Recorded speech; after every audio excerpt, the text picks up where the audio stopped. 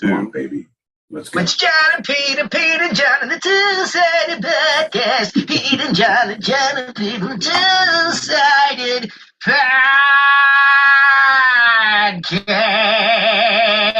Tune in every Tuesday and Thursday live on stereo.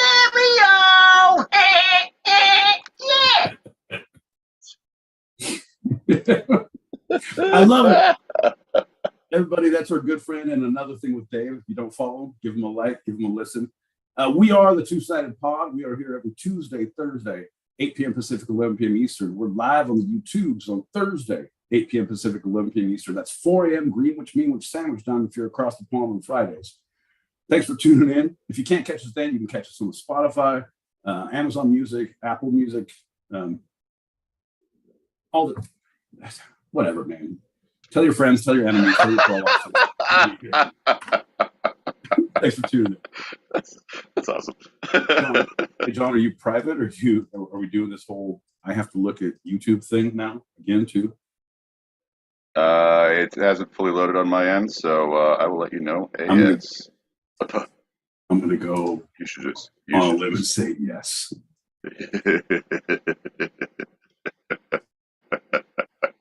The way that you run this goddamn ship, we're bound to sink. Okay.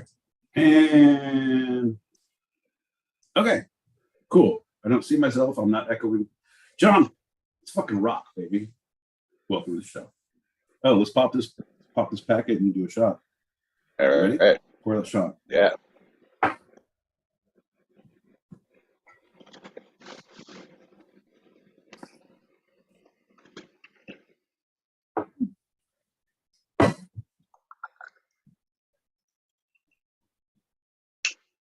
J-Date. Okay, thank you so much. I'm just looking for a connection, Muse. I'm just looking, I don't care where it's from. I just need someone to hear my truth and accept I'm stupid. I don't care what your background is about. I don't care what you come financially. Just as long as you come. No, that comes off real. That wouldn't hit hard in the J-Date or Christian Mingle. Anyway, John, here's to you, buddy. Cheers. Cheers, buddy. Look out. Pink. Cheers.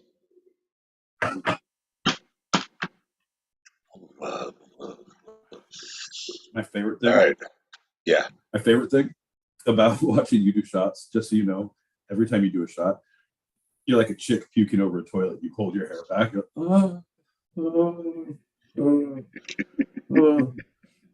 One day when the show gets big and picked up somewhere, John, we're getting you an assistant, and we're going to have an assistant hold your headphones. We're not going to get you better headphones. We'll have someone come in to hold your head while you do shots. That's a promise. We'll put it in the line item budget, John. That's a fact. That's nice. That's nice. That's good. Yeah, we take care of our own, John. Craft services is going to be amazing. You're going to have a headphone wrangler. Write that down. Whatever episode this is, put it down.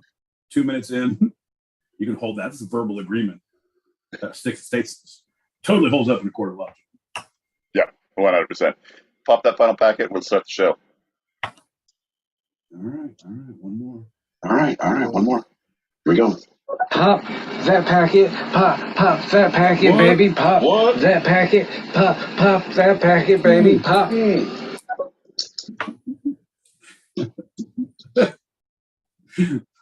Some call it Two-Sided, some call it Thursdays. Okay, no. Sorry. Go ahead, John. I'm not going to get into it. All right. Well, let's just get into it without getting into it. Well, howdy.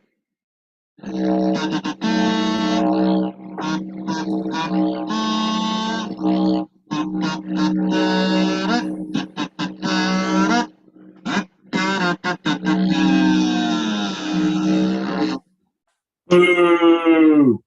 I've never been so upset at the country of Australia since they introduced the didgeridoo to John L. Peacock's purview. Not a fan. I'm John L. Peacock out in Brooklyn, New York. I'm my boy Pete in Southern California, holding a grudge against the Australians. And you're listening to Two-Sided, a live recorded podcast where each week I challenge Pete with a bit of the two sides of life, the serious and the fun. Yeah, John. The you and the me, the no and the yes, the ebb and the flow, the push and the pull, the yin and the yang, the J date and the Christian mingle, John.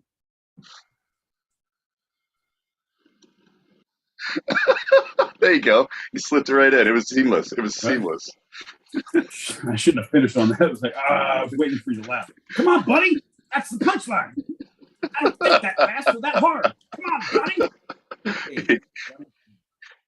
If you had a rim shot, you would use it right now.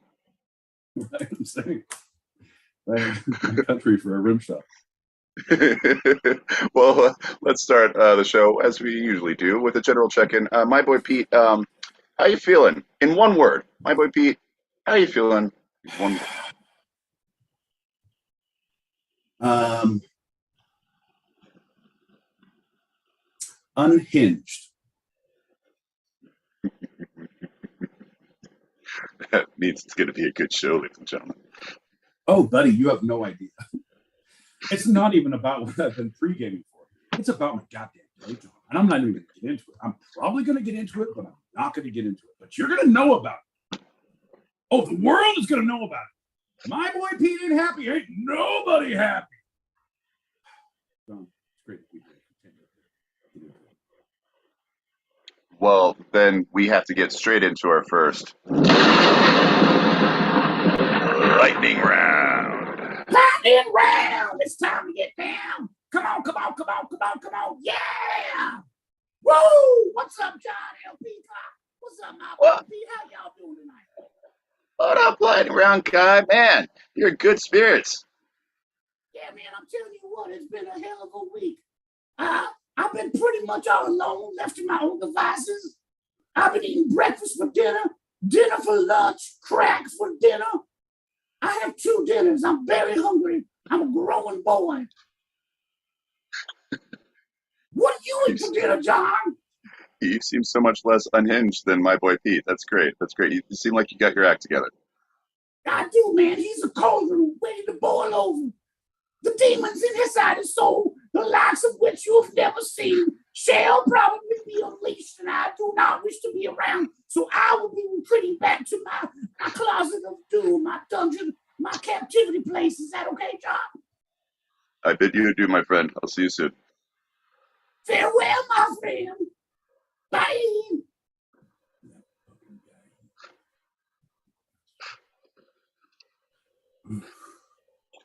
Just expressing himself, man. Just expressing himself. That's the thing. Express yourself, but not on my time. This here is my time. It ain't our time. My time. Well, anybody who's anybody knows that the first lightning round of the episode is always a standard Q&A. My boy Pete, are you ready for the questions? All right, John. Lay 'em on me. All right, first question. My boy Pete, what's your favorite part of Earth Day? What's your favorite part about Earth Day? Going inside and running the AC. Fucking, it's hot out there. And fluorochloroharp. Man, the shit that air conditioners emits is my favorite thing in the world. Fluorocarbon. Chlorofluor. Maribel, Floribel, Annabelle. The 3. Man. Cool air. Fluoride? What about the cavity creeps? Oh, no. Oh, no. Filthy gums and teeth. No, sir. Okay, but for reals, favorite thing about Earth Day? Yeah. Let's be honest. Are we being honest or being funny? Or being funnily honest? Funnily honest? Well, funnily? Like a funny full of funnels? Well, you were accidentally funny before, so let's be funnily honest. Right. Everyone step in the funnel. Let's be honest. I like that it gives people a purpose. I like the people like, wow, this is our day to shine. I like the park things. I like seeing people out and about. Mm-hmm. Fucking not handing out flyers. Fucking, I had a tattoo of a barcode, and people just scan me and see what I'm all processed about. It's very, very good for the environment. Yeah. It's biodegradable ink. It comes locally sourced. It's tattoo needle to skin. I know the artist who actually bought the ink. So hippies, John. I like to see hippies out and about. Man, when do you see that much hemp in one place? Man, that's crazy. All those frisbees, all those hacky sacks. Right? Okay, free frisbees. You usually get like a plush ball or a reusable straw.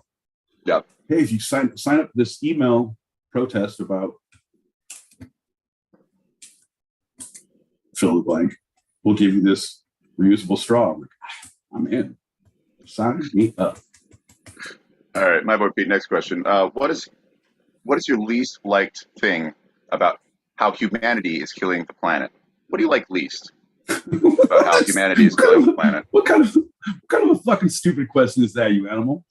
What do you like least about us? So, Mother Earth, yes? Let's just take away Earth.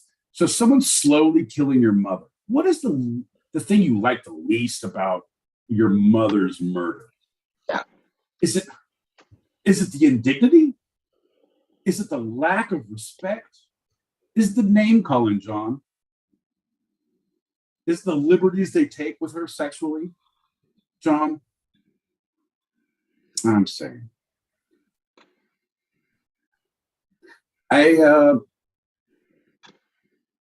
Honestly, for me, the thing that's for me that you see the most of is probably not even the worst, but littering. Fucking can't stand littering. Like, ugh, can't stand it. Someone just throws shit. People who throw shit near a garbage can, that's even worse. Well, I'll pick shit up and go hand it to them. Hey, motherfucker, you forgot this. You want to try that again? But fluorocarbons, hydrofluoro, the shit that air conditioners put off that I love so much, that's bad too, I heard. Yeah. That's why I stopped using Aquanet. My bangs got real small after fucking 1989. So I had to fucking stop using Aquanet. That's a fact, John. Look it up. Well, all right. Next question. My boy Pete, please describe to us your most ideal self-sustained commune situation. It's an easy fucking answer, John. It's already been documented on film. A little film with Pauly Shore called Bio, John. Not only can we be self-sustaining, we can also learn to accept others. Yeah. But you also learn more about accepting others in Son-in-Law, which was another fine Pauly Shore film, John. Which leads me to my belief scientific discovery. With the Pauly Shore film Encino Man, I believe we need to continue to dig and learn, John, just like Pauly Shore did. Yeah. Everybody needs more Brendan Fraser in their life. 100%, John. There's no place, no time like now to start wheezing the juice, buddy. Buddy. My boy Pete, final question. What do you like least about cohabitating with a significant other or others?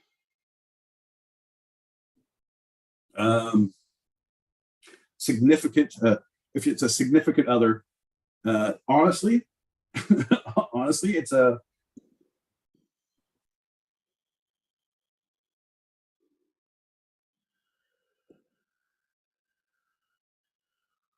no. Okay, I'm just like I sleep for like 4 hours a night, and I like to be in my cocoon. And when you have significant others around, like, oh, you're touching, can you stop touching me? Like, I get it, but all right, here's my foot. Fuck, is that good? Love you. Foot tap. I get very punchy and stabby in the night. I should not sleep with 2 fucking knives in my hands, but it's a crazy world we live in, Sean. You got to protect yourself when you go to bed. That's right. Yeah, when you're alone, you get the mittens. When you have significant others around, it's knife time. Right? Or any holiday, anytime I'm drunk. Oh, shit, that's all the time. We are screwed, my friend. You don't even own mittens. I don't even own sobriety. All right, my boy Pete, pop those packets and let's get into it for a second. Pop that packet. Pop That packet. This is Terry Funk calling from the heavens above. Oh man. To the two-sided podcast with John L. Peacock and my boy Pete. What's happening? Two conglomerate people. Let me tell you something. You know nothing of a bull rope match. Yes, I know everything there is because you're an animal. You're a pig. And your mother's a pig. And I know your mother very well. So I suggest you need to snuggle up to your mother's feet and stay in that pig belly.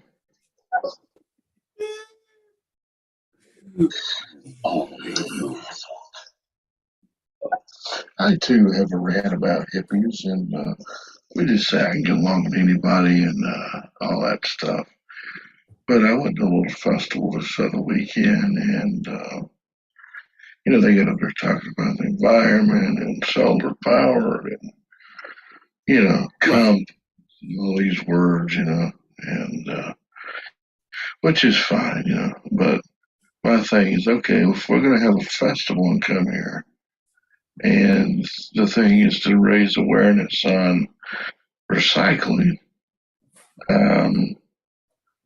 everybody's drunk and go land, and they run all the animals off on their little campsites.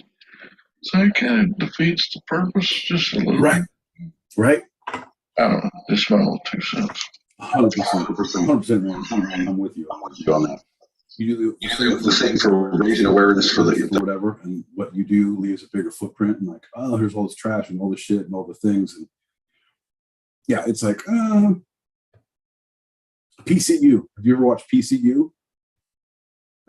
Great movie. Same idea of the people who were just supporting the environment, breaking the environment back in. Fantastic. Bro, the thing that I can't stand is when people say that's fucking round.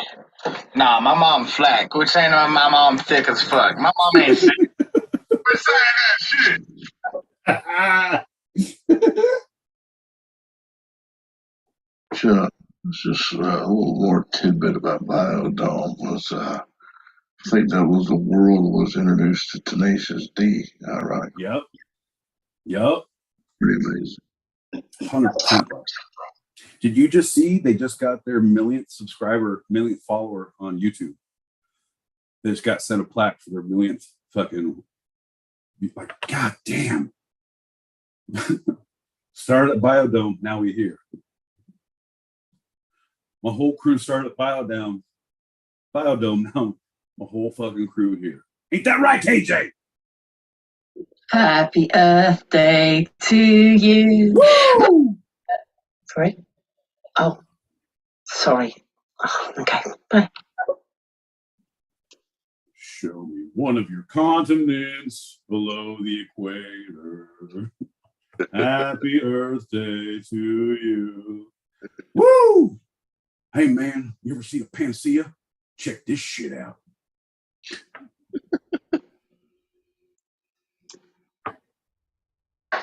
Here we go. Last one. It's like I've been riding Holly Shore's coattails, and look where he got me. Right?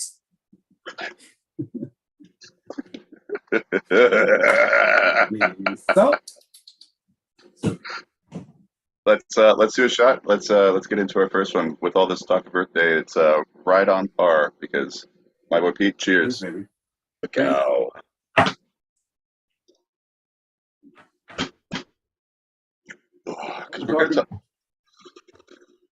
We're talking Earth Day?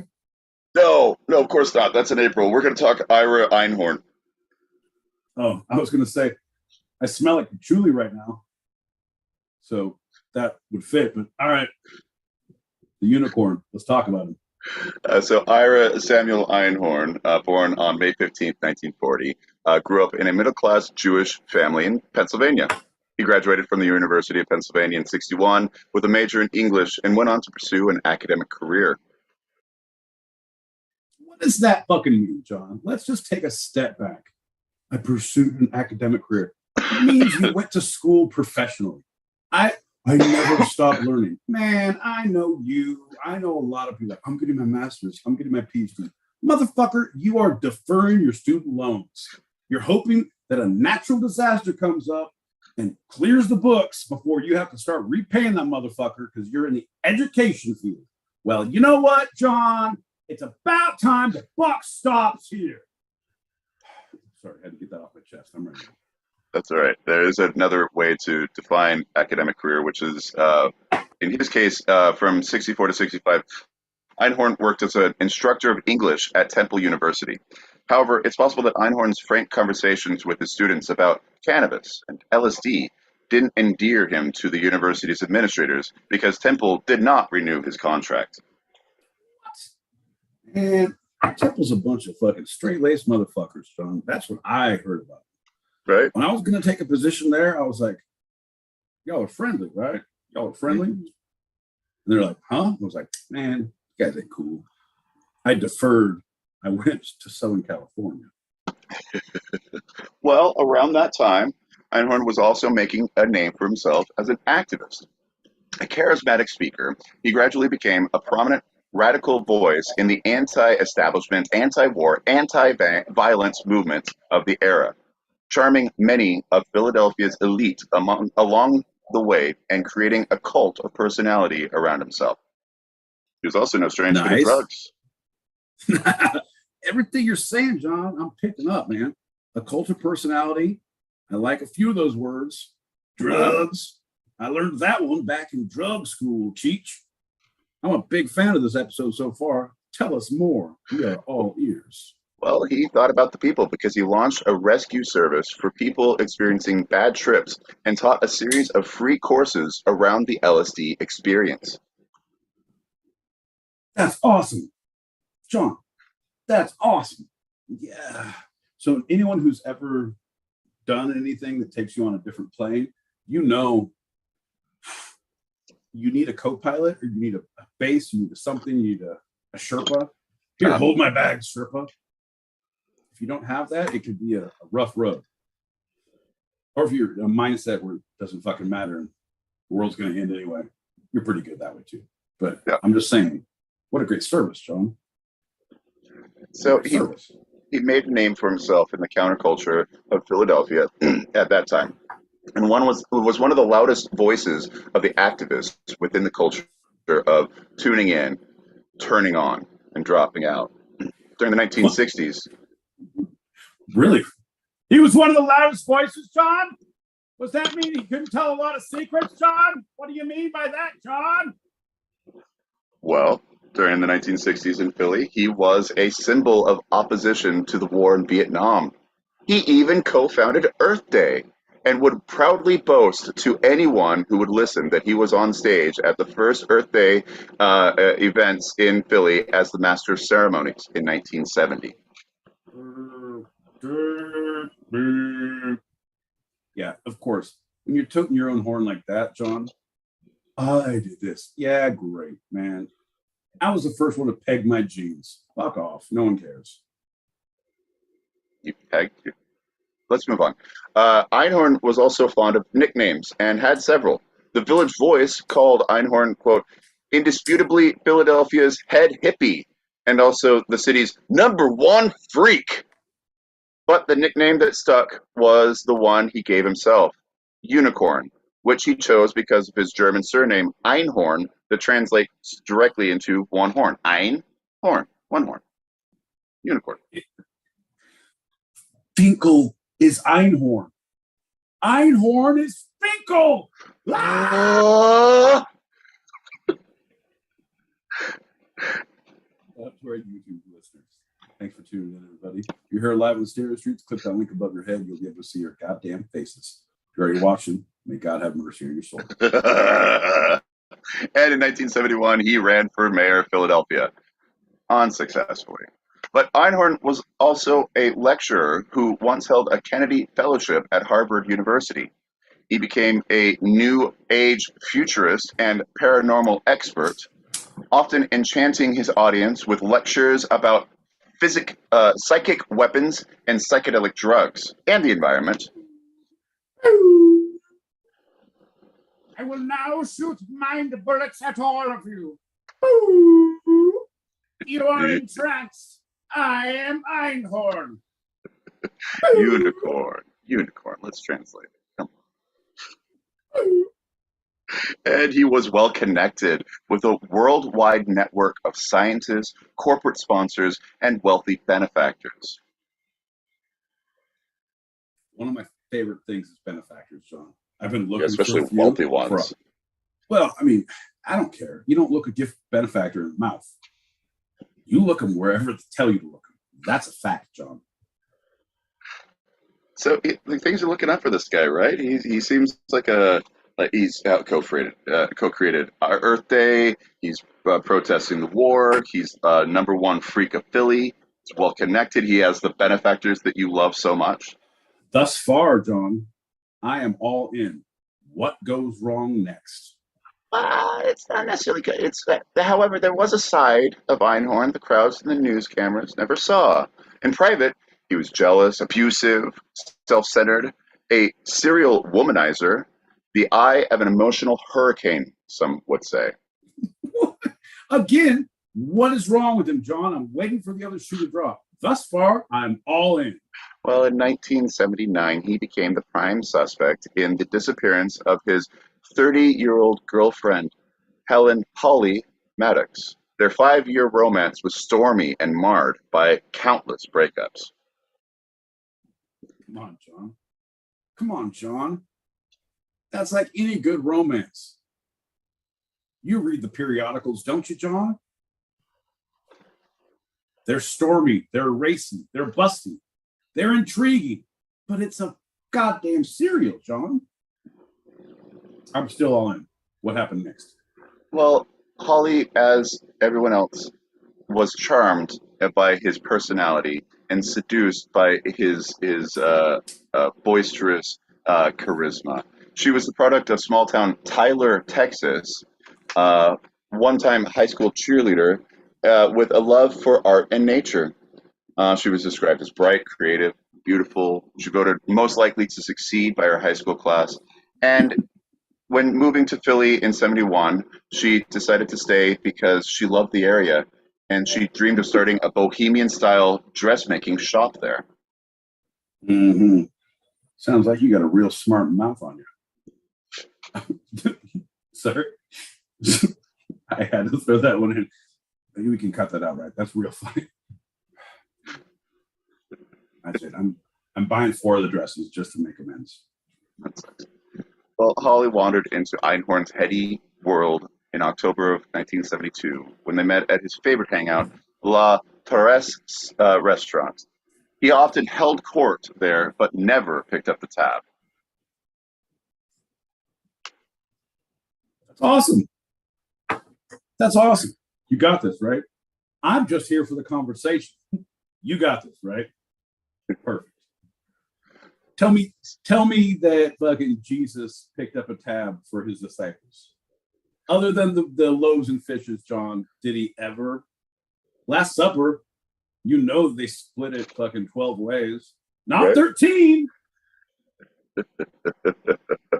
So within 2 weeks of the meeting, they were living together in his Powelton Village apartment. Einhorn seemed to do very little for himself. He depended largely on the generosity of friends, family, and girlfriends, including Holly, for his daily needs. I've always depended on the kindness of strangers. Thought of that too, yeah. So bad.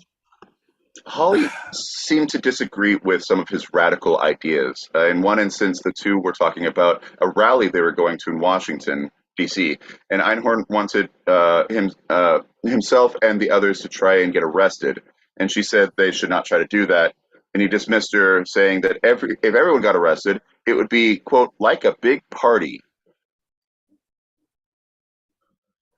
Yeah, John, I'm with him. Have you ever been arrested with 100 of your closest friends? It's pretty okay. No, I've never been to a fire drill Friday with Jane Fonda, unfortunately. I'm just saying, the drunk tank is shitty. The drunk tank with a friend is pretty awesome, especially if you're both drunk. Like, this is pretty okay. The stories we're gonna have are fucking amazing. A legend. Well, from 72 to 77, through the rocky many breakups, that seemed that Maddox finally broke up for the last time with Einhorn in 1977. She went to New York and became involved with Saul Lupitus. When Einhorn found out about this, he angrily called Maddox to come back to Philly, and she did on September 9th. She was at his apartment to pick up some of her things and then was never seen in public again. When questioned, Einhorn stated to the police that she left to make a call and never came back. His alibi began to crack, however, when his neighbors began to complain about a foul smell coming from his apartment. Earth Day. He's composting. John, I'm still with him. 18 months later, Maddox's decomposing corpse was found by police in a trunk stored in a closet in Einhorn's apartment. Man, he had to go and fuck up and do that. John, we were all with him. All right. Now we're against him. Einhorn's bail was set at $40,000 at the request of his attorney, Arlen Specter. He was released from custody in advance of his trial by paying 10% of the $4,000. His bail was paid, but not by Einhorn. It was from Barbara Bronfman. Let's call her Bobby Boucher. Well, you might know her because she was a Montreal, Canada socialite, and the Bronfmans owned the world's largest distillery, Seagram's Gin. Hey, sound familiar? Yeah, it does a lot. Bronfrums. Oh, I know them. A couple of them are doing time right now. Okay. I'm excited. Oh, I'm excited. They love giving money to some wacko dudes. John, the thing is, it's only wacko if you think it's wacko. If you're searching, it's not. Well, open your hearts and open your checkbooks. In 1981, so 77, she went missing. 79, she was found. 81, the trial was set to begin. But days before the murder trial began, Einhorn evaded bail and escaped to Europe. Okay, what country? Several. He was there for the next 16 years. And he even married Annika Flodden. Wow. Swiss, I believe. Yeah. Back in Pennsylvania. Oh, yeah. Hey, great for the earth. Back in Pennsylvania, the state convicted him in absentia in 1993, so 81, 93, of the murder of Maddox. Einhorn was sentenced to life in prison without the possibility of parole, and if he were to return, they could even throw the death penalty at him. Okay, so no comeback for Philly cheesesteaks. No chance of getting my eagle on. Gotcha. He was in Switzerland, Netherlands, UK, France, among other places, but those were the known ones, because in 1997, he was tracked down and arrested in Champagne-Monton, France, where he'd been living under the name Eugene Mallon. But the extradition process was much more complex than initially envisioned and pitted against each other the different interpretations that France and the U.S. have of the right to a fair trial. That's awesome. Oh, I mean, not, but that's awesome, but not. Like, okay, what happened next? So, we're because waiting with bated breath, John, we're on the edge of our seats. John, I'm gonna stop talking and you start telling. Ready? Okay, John, this reminds me of the time when I was really excited about something. You said, the loudest voice in the room. And I said, what does that mean? And then we went further into the story. Okay, go. So with him being tried in absentia, France didn't agree with that. So they're like, that's not a fair trial. He needs to be tried again. Also, he could face the death penalty. That's not right because we'd abolished the death penalty many years ago. And so we don't extradite defendants without assurance that the death penalty will not be sought and that he would definitely have a second trial. Well, Pennsylvania didn't have laws for that. And they had to refuse all of that. But France was like, fine, we're just going to keep him. So, in order to extradite Einhorn, Pennsylvania legislator passed in 1998 a bill nicknamed the Einhorn Law, allowing in absentia defendants to request another trial. Look down, I killed her in a trunk. I can't understand why this is happening to Terry Funk. There's a whole lot of stuff that's going on here. I'm just going to fast forward.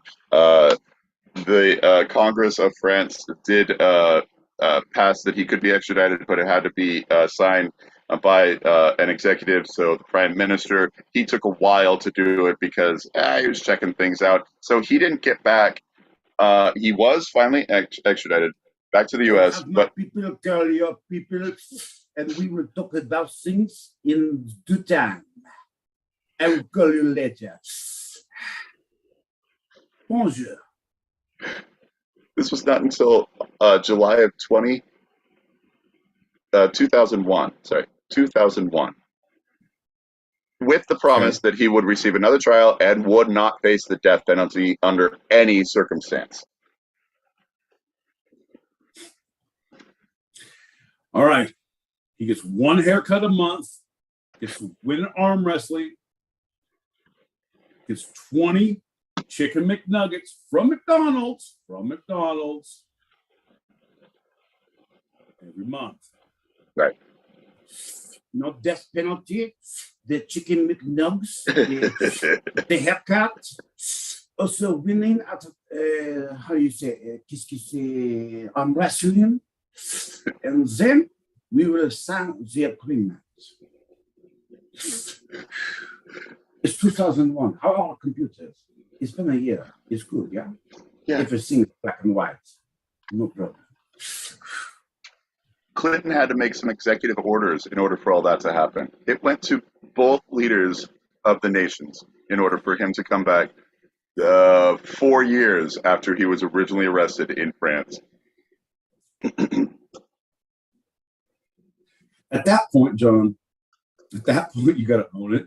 And like, do you see what I'm doing and what they're doing to get me? So I've been got. Make a name for yourself. Yeah. At that point, say my name every single time. Bonjour, I'm the unicorn. Why are you speaking with a French accent? I have been living in France under the name Eugene. Bonjour. Hey, remember how he was instrumental co-founder of Earth Day? Well, that ended up being untrue. What? Yeah. Wait. He was the first MC at the first Earth Day, John.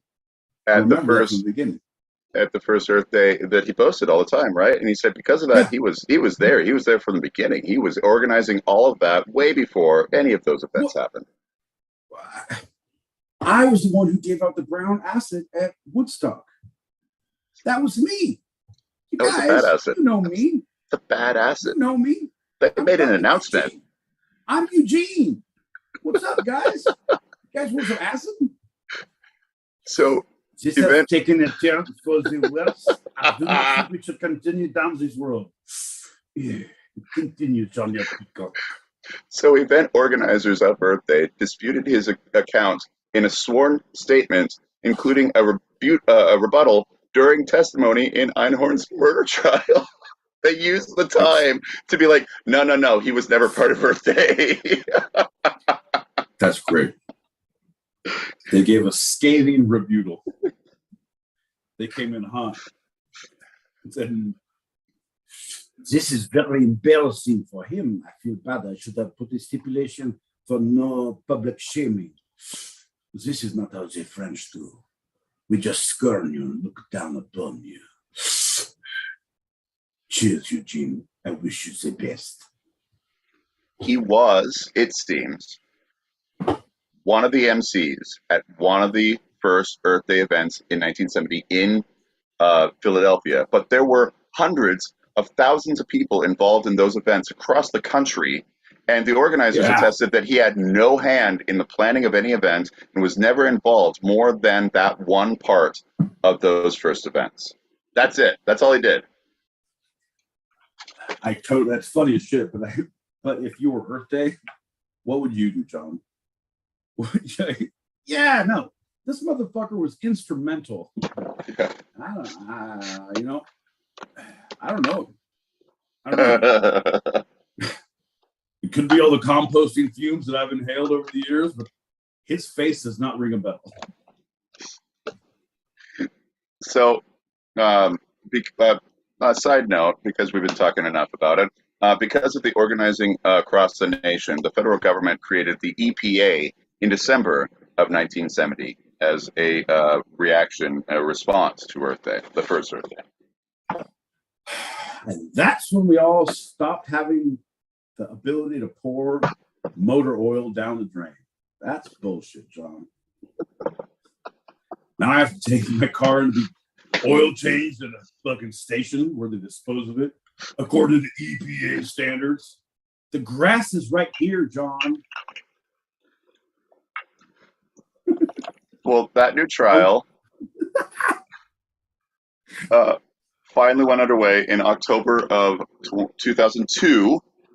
And within 2 hours of deliberation by the jury, he was pronounced guilty with the same result. He was again, or finally, sentenced to life in prison. The nickname of the Unicorn had evolved into the Unicorn Killer after his initial arrest and was, during this time, a household name.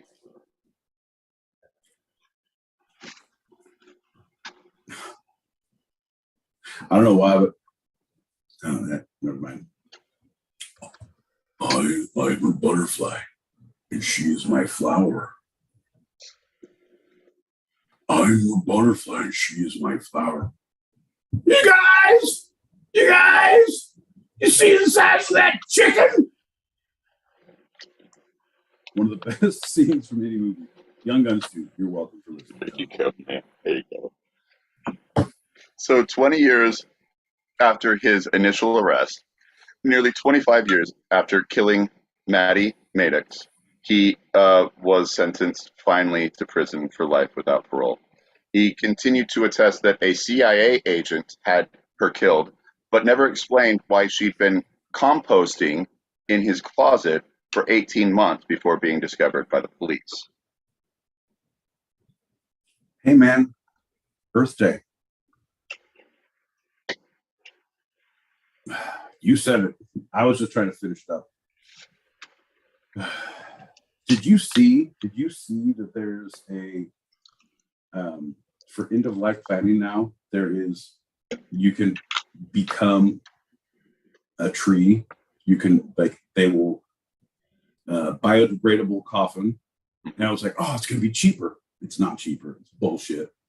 Man, so I can just fill my pocket with seeds and go die in the forest somewhere, and fuck you, I saved money. I digress, John. But I've been talking about this with my parents and stuff, and my sister and my dad are like, no, I want to be in a coffin and buried. Man, that's gross. I want to be burned or chopped into pieces and scattered around Disneyland. But chopped into pieces. Not my ashes. I want like a finger in fucking Pirates of the Caribbean. I want a foot. Right. Jungle Cruise. Right. Specifically chunks. But the whole tree thing, man, it's really interesting to look at.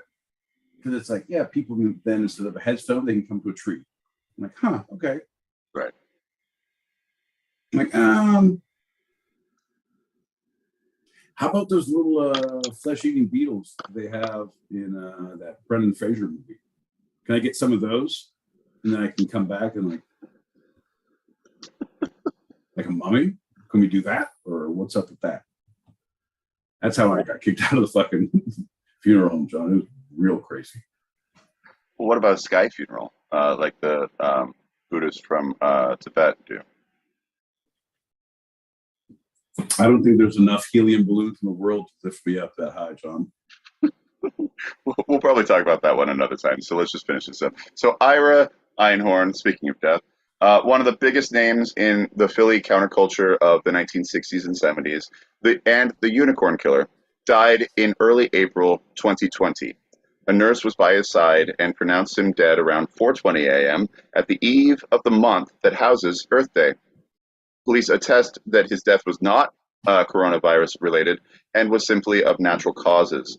So less than 18 years served after 20 years on the lam. Well, no, but he fucking got married, man. He did the shit. I was going to say the only nice thing you can take away is like on the lam, if you're going that hard, you're not comfortable, but he was comfortable enough to get married. Yeah. So that's what you get, man.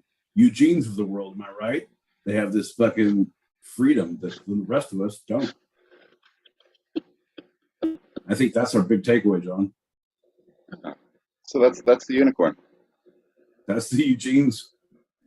Hey, there's a Eugene inside all of us. Don't be afraid to tap in.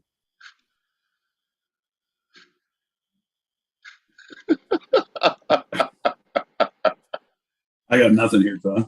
All right. At this point, I'm as stunned as you are. I'm like, what are you saying? Like, I don't know, man. I just fucking don't think. No, you don't.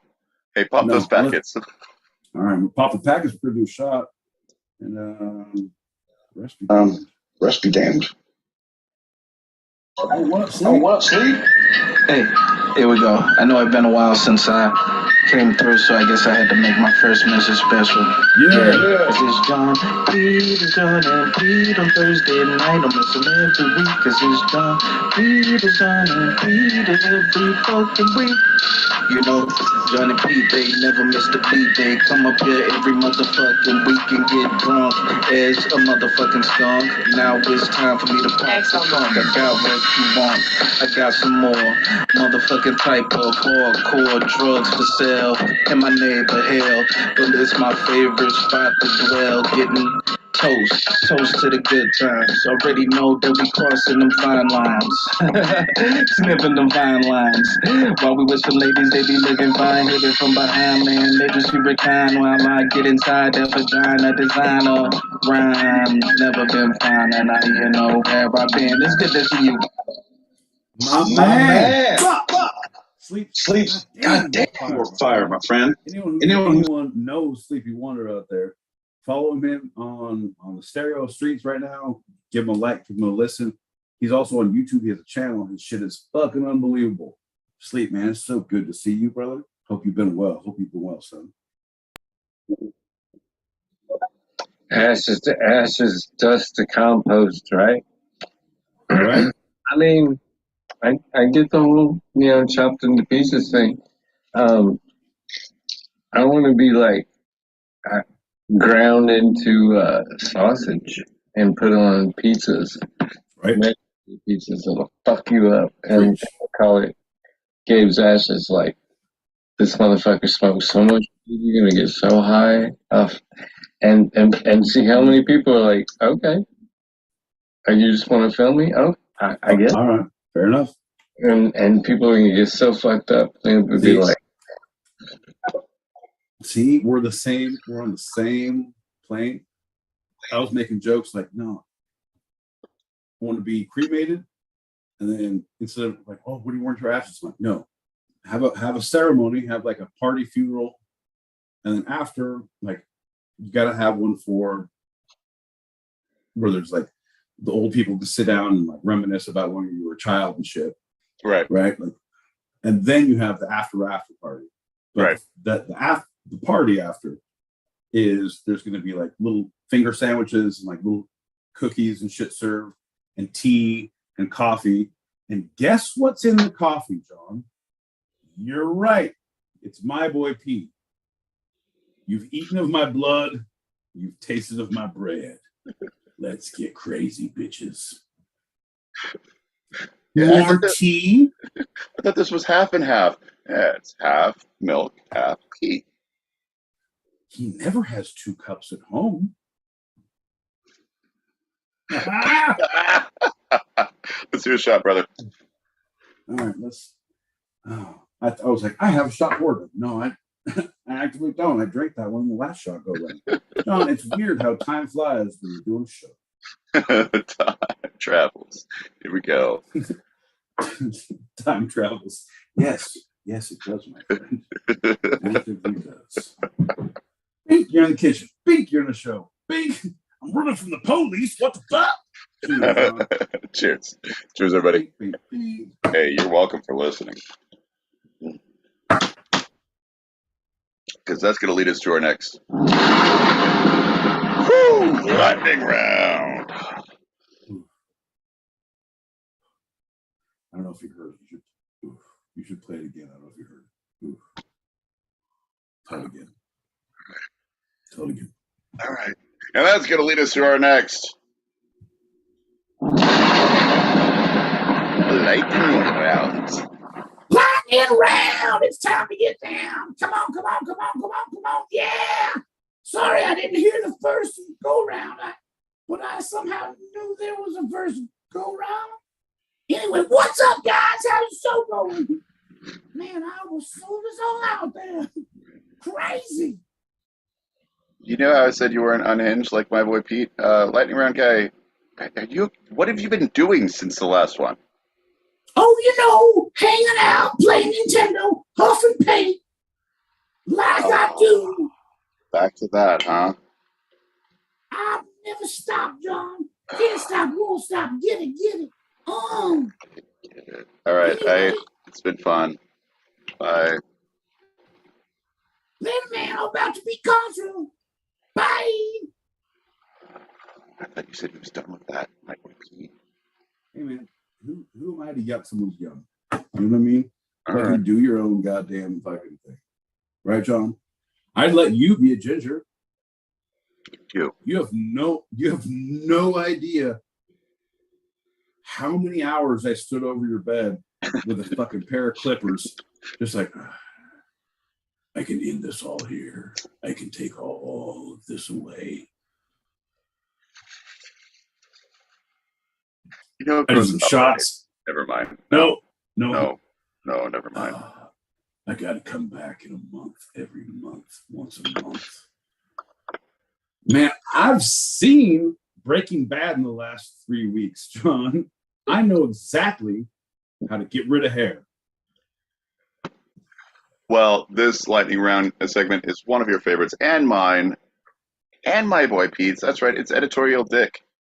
I give my boy Pete a headline from the last day or so, today or yesterday only, of the newspapers around the world. And my boy Pete editorializes. No opinions, no facts, no questions, just opinions. All opinions all the time. He is the editorial dick. I don't like your intro, John. I don't think I do. I don't think I like it. No facts, all opinions all the time. He is the editorial dick. I understand you're introducing a segment. I get that, right? But I feel like it's fucking pointed, John. I feel like I should take umbrage, John. John. What I need to do right now is take a break and say, everyone who's here, thank you so much for listening. We are the Two-Sided Podcast. We are here every Tuesday, Thursday, 8 p.m. Pacific, 11 p.m. Eastern on the stereo streams. We are live on the YouTubes on Thursday, 8 p.m. Pacific, 11 p.m. Eastern. That's 4 a.m. Greenwich Sandwich Time if you're across the pond on Friday morning. If you can't catch us live, you can catch us on our channel at Two-Sided Pod, all lowercase, all Wonderworld. All Wonderworld? Wonderworld. All Waterworld. Oh, Waterworld. You know the budget of that film? Crazy. Just like the budget of this show, John.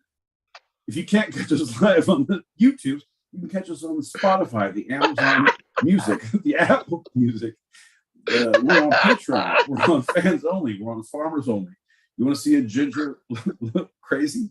Man, you just did for free. Why are you paying this much money for fans only or farmers only? I understand if you look us up on JDate. I actively do. Our profile is amazing. Yeah. And we're going to find a special someone, John. I promise you. But thanks for tuning in. Shout out to everyone who's commenting on the YouTube live right now with Julie, Joey, Franco, Bobby, Susie. Niner. Trailing off there. Bobby, did I hear a Niner there? Anyway, thanks for tuning in, everybody. John, editorial dick. Why don't you refresh our memories of what it is? Just not for me. I know exactly what it is. I Sure. work here, John. Our paycheck has the same signature. I know what we're doing. You don't think I studied the script? You are mistaken, sir. What is the editorial dick for those who might be just tuning in live on the stereo streets? I'm throwing my boy Pete a headline from today's or yesterday's news as of the recording of this podcast. My boy Pete is the editor. He will editorialize, will only show opinions, not ask into details, nor throw facts in there, even if he knows them. It's all about his opinion. He is the editorial dick. That's right, folks. You heard it from both of us. We both knew what was happening. John, ask away. First headline, my boy Pete. Quote. Well, not quote. Headline. Let's debate the debate. Does tonight even matter? Talking about the last night's Republican first presidential debate, the first debate of the 2024 election cycle. Let's debate the debate. Does tonight even matter? No, it really doesn't. It doesn't. Unfortunately, at this point, the only possible hope we have, truly, because we as a people are so ridiculously fucked. You guys, I don't even know why you're writing this headline. Here's the deal. It doesn't matter. We are not about truth. What we are about is flamboyant, aggressive headlines. We need showstoppers. Jimmy, where are you when the man who gave birth to a baby? I don't know, boss. Not good enough. Susie, where are you at the baby gave birth to a man? I don't think that's a thing. Find out. That's what we need, folks. Here it is. All right. Susie, get that cold checked out.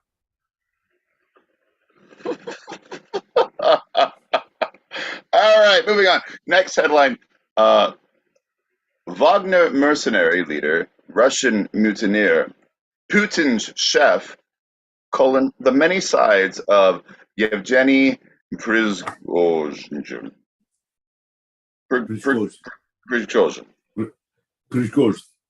Yeah, no, the whole thing, fuck that, John. You go against someone as ruthless as Putin, you're going to get fucked, period. You go against me in this podcast, John. John, look at me in the eyes when I'm talking to you. You go against me, you're fucked.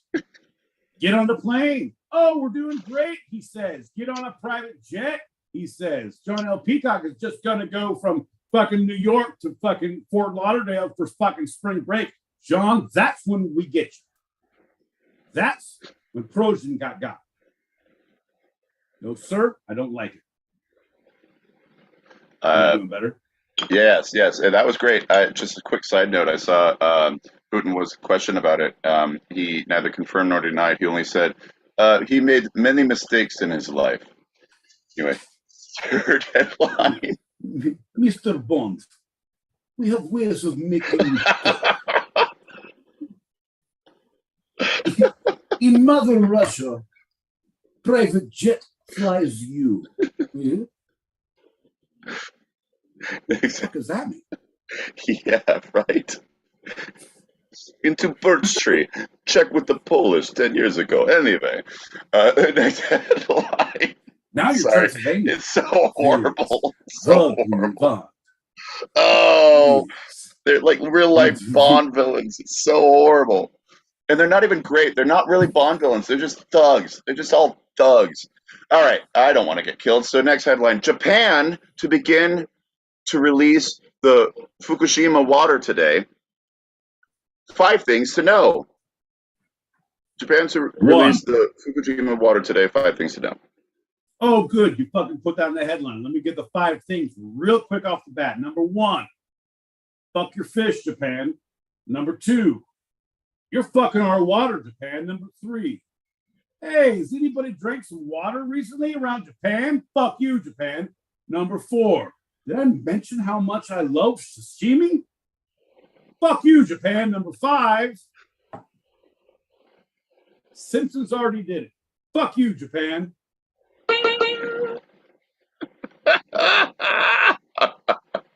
And the 4th headline. Former NYC Mayor Rudy Giuliani surrenders on Georgia charges tied to efforts to overturn 2020 election, with a side note of $150,000 bail set. Right. But I don't mean to be a dick and editorialize the headlines you're reading, but you missed the best one. If you're going to go this route, talk about the RICO charges. Talk about, you come after my family with a bat, I come after your family with a gun. You put one of mine in the hospital, I put one of yours in the morgue. You RICO me in fucking 87, I RICO you in 2023. Say hello to my little friend. John, fuck yes. 100%. It's about goddamn time. America's mayor, I didn't vote for him. Fuck that guy. That's your mayor. You had LaGuardia too. And Koch. Yeah. All right, here's the deal. I'm a big fan of stop and frisk, just generally. That's in my dating profile. Welcome to J-Day. All right, Bloomberg. Yeah. Hey, do you like long walks on the beach and stop and frisk motions? Well, welcome to a beautiful night with the two-sided pod. All right. That was a little weird. So I got a bonus. I got a bonus headline for you. This is a little icing on the cake. This is a great one. Ready? This is your final bonus headline. Yeah, no, that's great because you already sold me out. So we're going to call this a get out of jail free card because that's right. You shouldn't sell me out like that. You super son of a bitch. I will fly to New York and into your goddamn ginger reign of terror. Speaking of that, headline: Drew Barrymore exits stage in NYC as man tells her, quote, "You know who I am." 100%, John. She was there as a guest speaker for a podcast, video show. At the 92nd Y.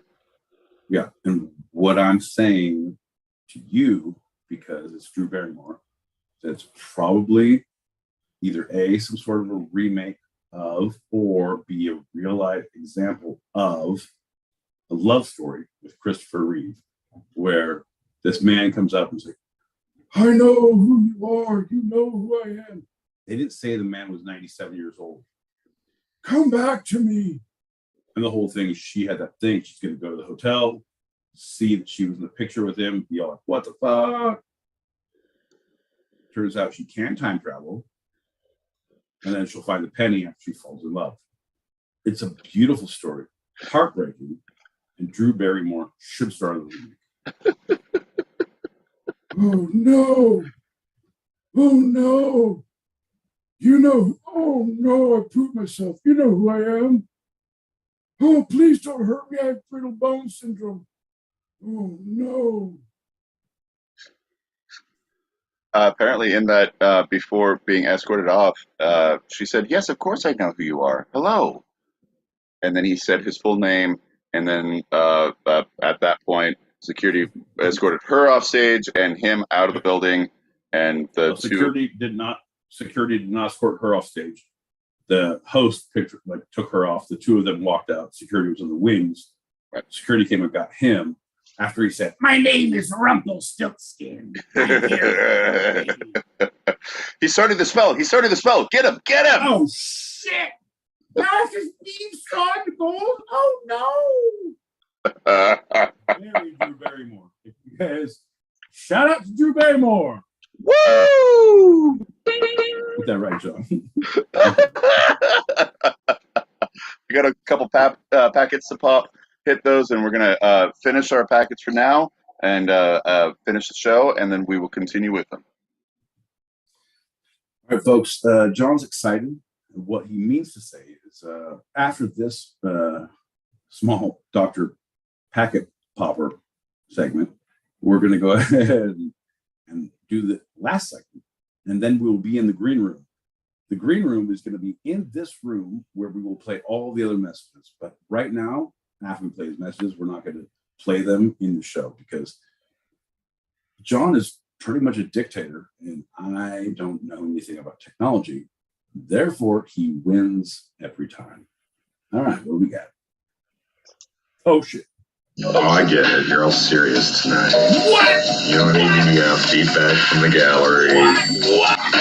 Nobody imploring you I already to got a shot! Fuck you, I got a shot! further your own self-destruction. No, I'm here to celebrate the treasure that is John L. Peacock, Esquire, and the veritable institution, my boy Pete. A dynamic duo if there ever was one. Two sides of the same coin, and that coin's dumb. Goddamn straight. You're the modern day Cagney Lacey, John. We are Turner and Hooch. We are Tango and Cash. We are Nobler and Sackett. Oh, you guys don't like nuclear fission? Whatever. You guys are fucked up. Let's do a shot. Play this last message. Oh, wait. You know what? I poured it because Dub was here, and I do appreciate feedback, and I do appreciate foundation listenership. I do. And Dub, this one's for you, my friend. Cheers. Pink, pink, pink.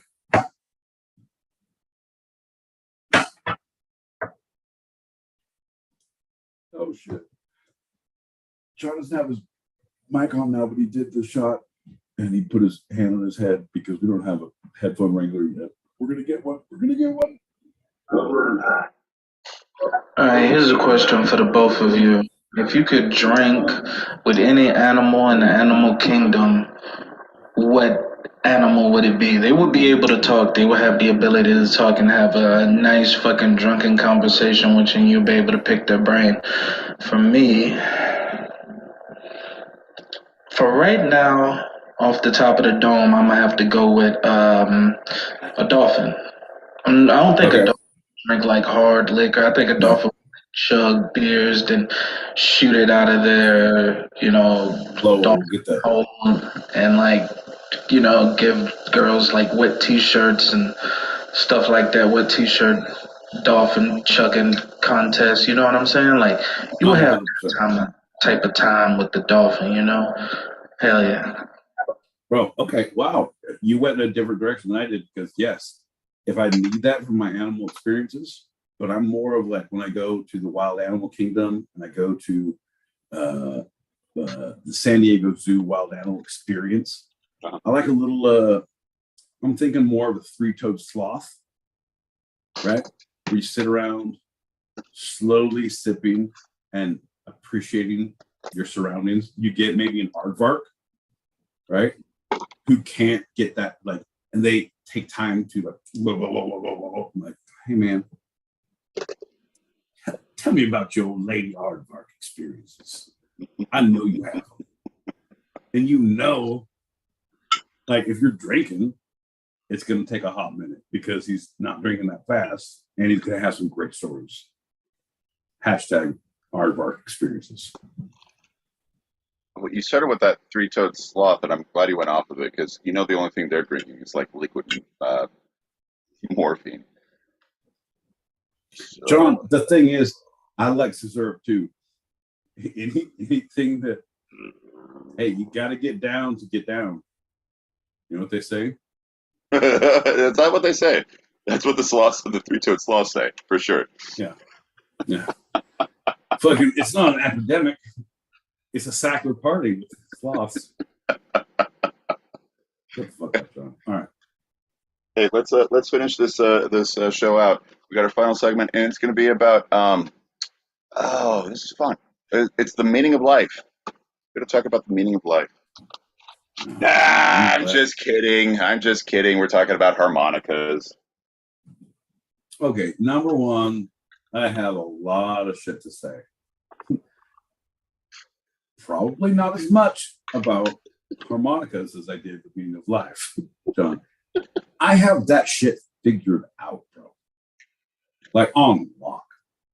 If you guys want to hear about it, I highly recommend you come to this property that we bought in Idaho. It's a community, but it's spelled commune.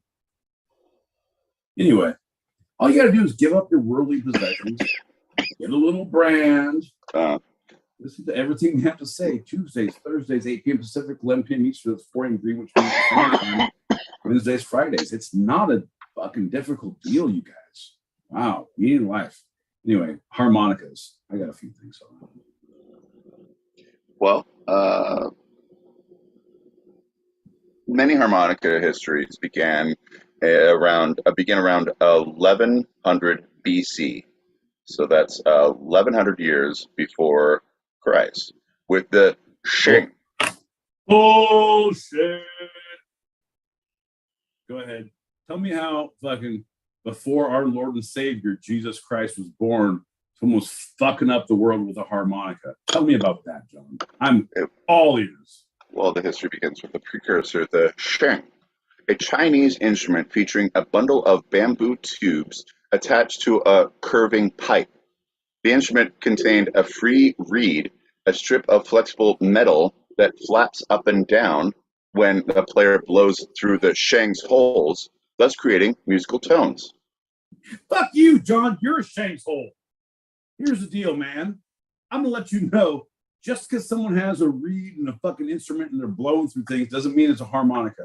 Oh, a flute is a harmonica. Oh, you need the reed instruments or a harmonica. Oh, because you put fucking paper on a comb as a harmonica. No, John. No. You're just trying to set yourself up to play harmonica tonight. I know it. I see it coming, and I'm not going to goddamn stand for it. Tell us more about your fucking harmonica fetish. Many present-day historians say the harmonica's more immediate forerunner was invented by Dutch physician and physicist Christian Gottlieb Kratzenstein, who in 1780 used the free reed to create a device meant to approximate human speech to better understand the mechanics of the voice. He called his contraption, the size of an upright piano, a talking machine. We call that auto-tuning now, John. It's amazing. Thanks, T-Pain. Over the next century, more musically minded inventors reduced the size of Krasenstein's device, calling their various creations the torpodion or harmonium. I'm sorry, anything back then, they're like, hey, just pop these foot pedals and put this thing in your mouth and you're going to be fine. Yeah, you know what? Hey, man, how about you shove this up your ass and leave me alone? Well, this harmonium, the pocket-sized mouth organ, arrived in 1820s. He said mouth organ. Flag on the play. Mouth organ. And would spread throughout Europe and then the United States from the 1820s on. Did you get it? Did you get it? Damn straight, I got it, John. Yeah. You know who I am? You know who you're rolling with here? Is this your first goddamn session with the Two-Sided Pod? Tuesdays, Thursdays, 8 p.m. Pacific, 1 p.m. Eastern. That's 4 a.m. Greenwich, Meanwich sandwich time on Wednesdays, Fridays if you're across the pond. John, welcome to the party. Based off this harmonium, around 1825, a couple years later, a European named Richter invented an instrument which has become the modern harmonica. This instrument had 10 holes with 2 reed plates. Ah, yes, the mouth organ, or the skin flute, as you call them. 10 holes, 4 skin plates. Tell us more, John. We're all aghast. Well, those 2 reed plates each had 10 metal reeds. This meant that each hole had 2 reeds, one which sounded when blowing, and other which sounded when breathing in, or sucking, if you will. Jesus Christ. Folks, we are usually a lot more highbrow than this. That's a lie, but tell us more about your harmonium, John. Based off that, the mass production of harmonicas began in Vienna in 1829. Harmonicas were soon produced in other cities as well. In a village of Germany, which is Trossingen, Christian Messner and his cousin Christian Weiss began producing harmonicas in their spare time. Bullshit. They're both cousins. They're not related, but they're both named Christian. Bullshit. I don't know the backstory on these harmonica brothers. No, we are cousins. It's very good, yeah? Mm-hmm. Well, they were both clockmakers, and their business became successful. And some years later, another Trossingen clockmaker named Matthias Hohner visited Messner and Weiss and learned their harmonica construction technique. He then began his own harmonica business. John, it's just, yeah, I listened. I went to go visit 2 Christians. Yeah. And I learned their sucking and blowing techniques, and it was eye-opening. Yeah, I had what would some call epiphany. So I went home, and then I started the factory, all about sucking and blowing. But then HR got involved. Anyway, that is a different story. John, tell us about the factory. Well, Matthias Hohner formed his namesake company, Hohner, in 1857. It's not very inventive. No. John L. Peacock forms his factory called Peacock. Hey, dummy. Come on, get with the times. Yeah, that's Hohner. It's pronounced with an H, but silent, like Hohner. Yeah, that's good. You got it, yeah. Suck, blow. Everybody wins. Well, this found a huge market in America, selling harmonicas to German immigrants fanning out across the South and the West. The company remains the leading harmonica brand to this day. Matthias Hohner was apparently not a very good harmonica player. However, he was an excellent businessman. Sound familiar? Ford. Anyway, he bought. Look, I have a giant Hohner. I'm so excited about this business deal. Look how big it is. I pull it out. Everybody blows and sucks. Look, there's room for everybody to blow and suck. Business is good, yeah? Business is good, yeah. Super good. He bought out his competitors because it was all super good. And in 1862, he began exporting. Some would say. Yeah, wunderbar. 1862, he began exporting harmonicas to the U.S. and soon became his largest market. He expanded the business, and in 1900, he handed over to his 5 sons. As I said, they remain today the biggest harmonica business in the world. They're all 5 of those boys were huge Honers.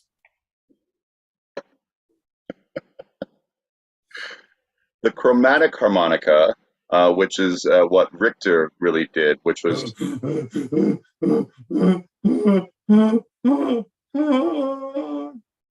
that's the sucking and blowing chromatically, John. There you go. Look it up. Bottom yeah, on the side. You like that? It's very good. It's very bottom.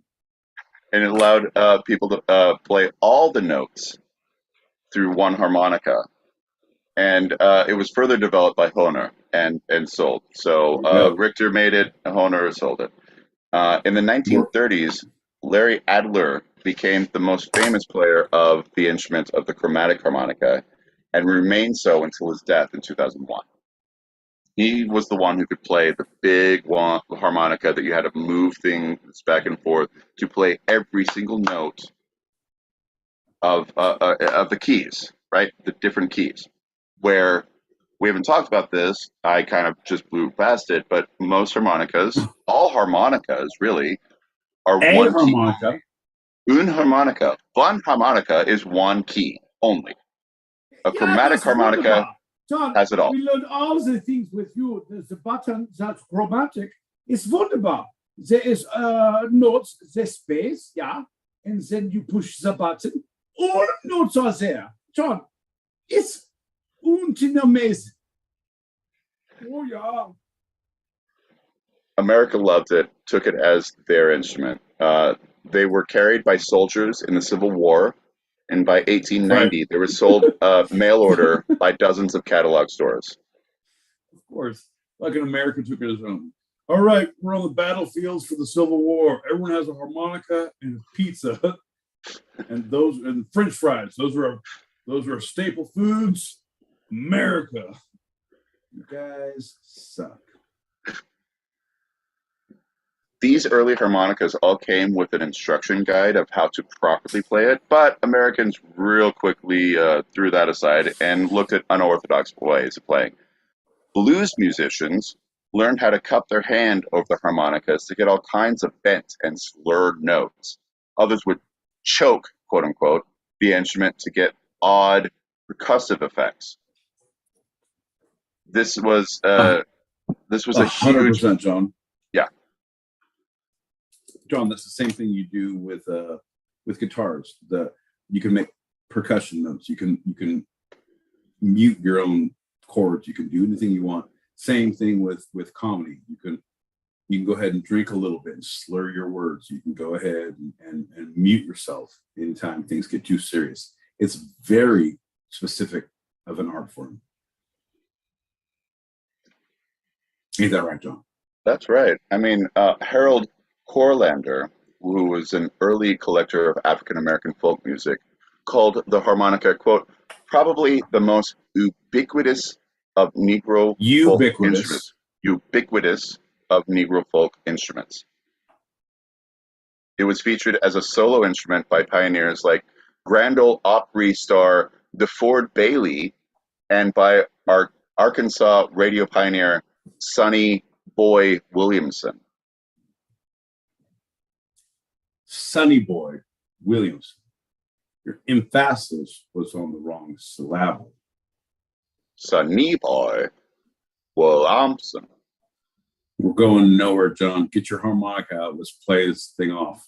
So as the blues moved to Chicago, the harmonica became a major accompaniment for stars like Muddy Waters and DeFord Bailey, who in 1927 performed it regularly on the Grand Ole Opry.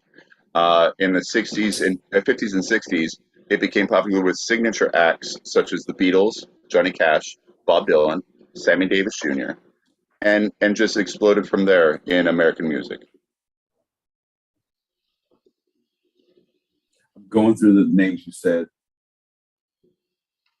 Okay, yep.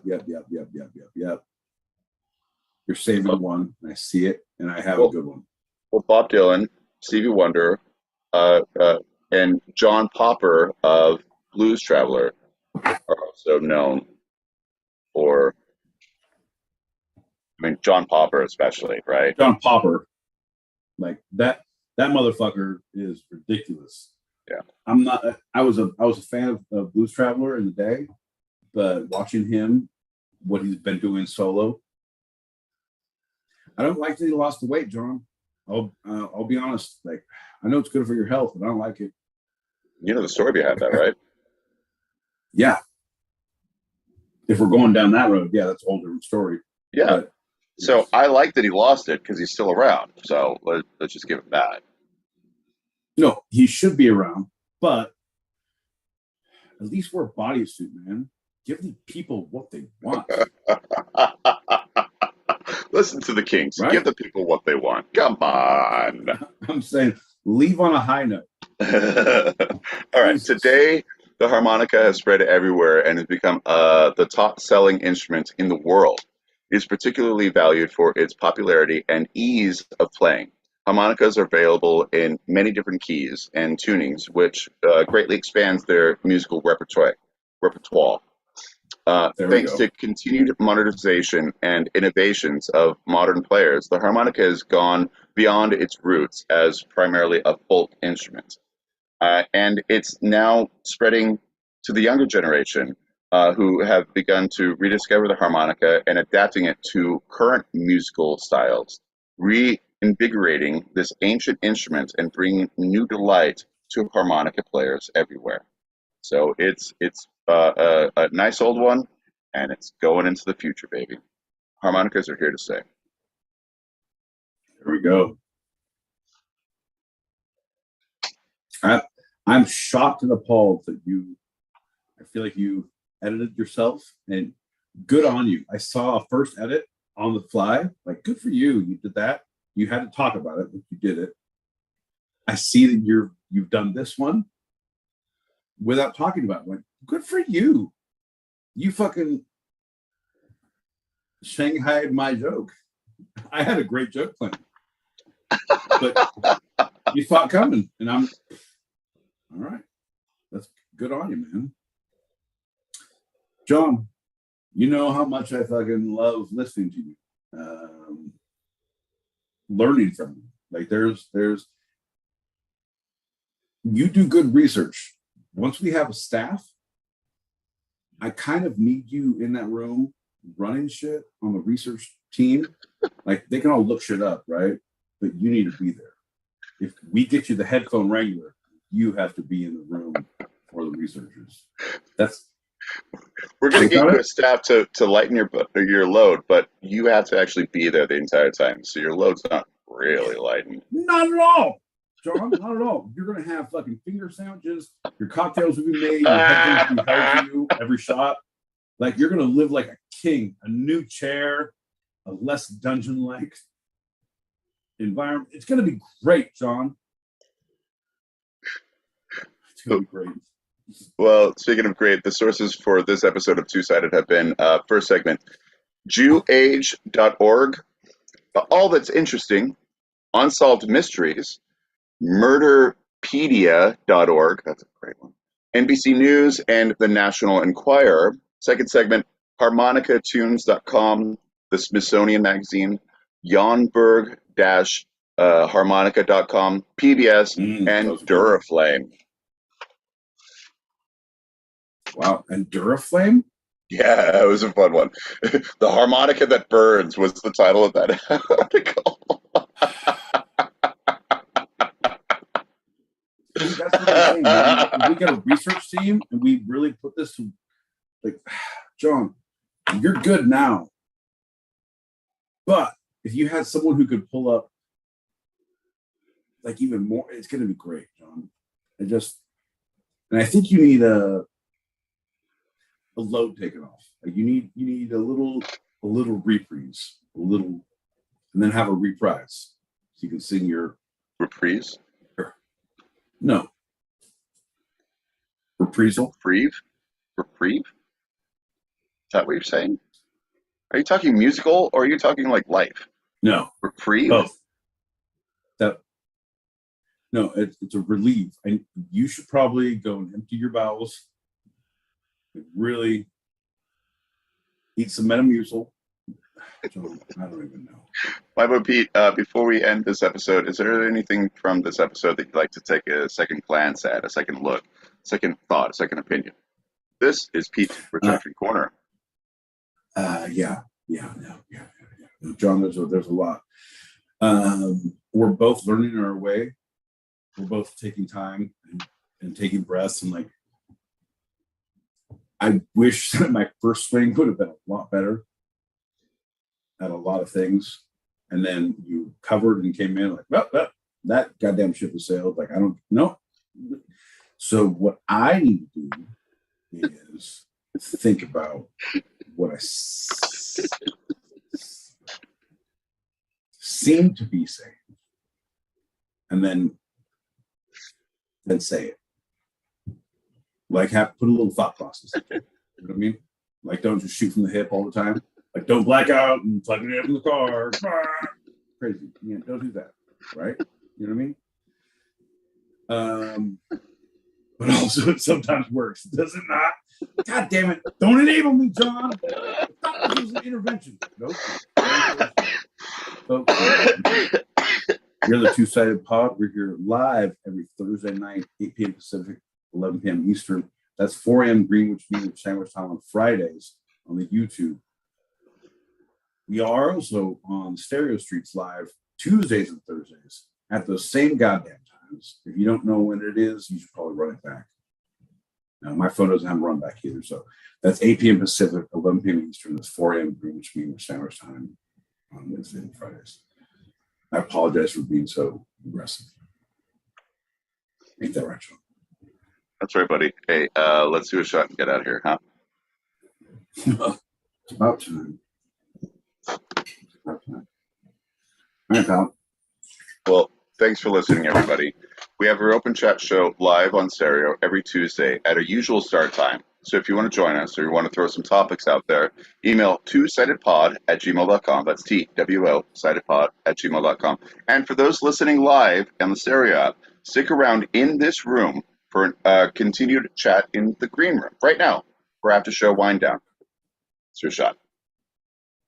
Hey. Cheers, everybody. You're welcome for listening. That's a wrap for tonight. I'm John L. Peacock out in Brooklyn, New York. My boy Pete in Southern California. This was our show. You could eavesdrop wherever you get your podcast and even join us live, both on our YouTube channel, handled at Two-Sided Pod, all one word, and the Stereo app every Thursday, 8 p.m. Pacific, 11 p.m. Eastern, as we talk about the two sides of life, the serious and the fun. Here on Two-Sided. I like this one. I love the beat. I wish you weren't drinking so much during the show, John. You have a real drinking problem.